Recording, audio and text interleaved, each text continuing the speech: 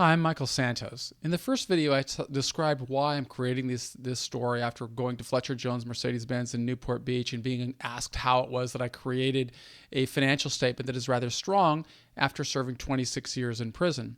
Well, I think it's only fair that I talk a little bit more about what brought me to prison, what I did within prison, and how the strategies that guided me through prison have empowered me to come back to society so strong that within my first 2 years, I could build a portfolio that includes more than $1 million in assets that I'm controlling, that is giving me more than $250,000 in cash that I currently have in the bank, that is giving me a high credit score, and that has really just opened an enormous amount of opportunities that I am seizing and that anyone else can seize.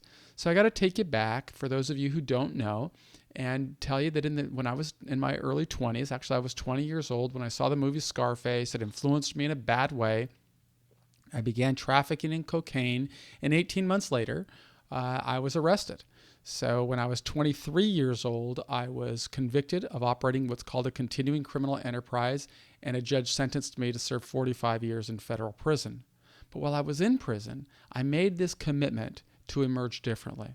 I made this commitment to begin working in such a way that would allow me to open opportunities the day that I got out. So I had to train my mind to be thinking 20 years into the future, 25 years into the future, because ultimately I served 9,500 days. That's 26 years and 1 day. But while I was inside, I had this plan. And this plan was thinking about people that I would consider my avatars, people who I wanted to sit across the table from and see me as something more than the bad decisions I made when I was 20 years old. So I just thought, well, what am I going to have to do to make that happen? And what I did was I focused on a three-pronged approach. Number one, I thought the people that I was going to want to meet and believe in me, they would want me to educate myself. So that became a commitment to me, to work toward educating myself. Number two, I believed that the people I wanted to believe in me in the future, they would want me to demonstrate a record of contributing to society, of working to reconcile with society and become one, and really redeem the bad decisions that I had made when I was 20. And number three, they would want me to build a support network, because if I could find people who would believe in me, then it would be easier for other people to believe in me. And so that began my path, and it led to me working to educate myself by, which I articulated as earning university degrees. I walked into prison as really an uneducated young man, but emerged with an undergraduate degree from Mercer University, a master's degree from Hofstra University. I did work toward my PhD at the University of Connecticut before the prison system blocked me. And then I began publishing. I published first a number of articles and journal review pieces, and then chapters for books of mentors of mine. And then I began publishing a series of books of my own that would help Americans understand America's prison system, the people it holds, and really strategies that we could employ to grow through prison, and so that more people could emerge successfully as law-abiding citizens.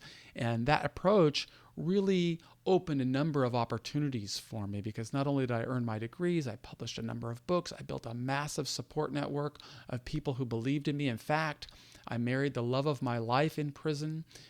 She came into my life 10 years before I got out, and through earnings that I was making in prison, I was able to support her. I earned more than $1 million while I was incarcerated in the stock market from my writings that I invested into the stock market. Then I lost a lot of money in the stock market, but I was really able to change my life. And when I emerged from prison, not only had I supported my wife, but I also paid taxes, of which I was very proud of doing. And I returned to society with enough money in the bank, more than $100K, that would allow me to live my first year of life in liberty. But I had a 000 credit score, and I didn't have a work history, but yet I was able to land on my feet because I had a very disciplined plan.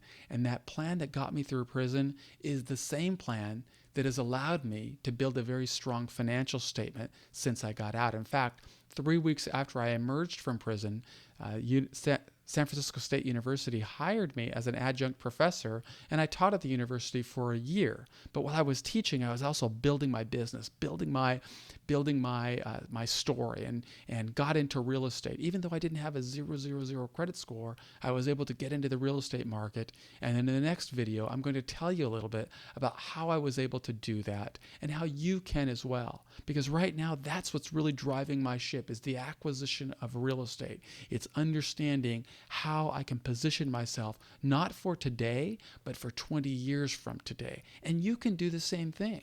If you are interested in creating wealth for yourself, of building a life of stability, then watch the next video. You'll see how I am doing it, and you can see how you could seize the very same opportunities that I am seizing. If they're working for me after 26 years in prison, just think how they will work for you. So I'm Michael Santos. Stick around for the next video, and you'll learn a little bit more of the story.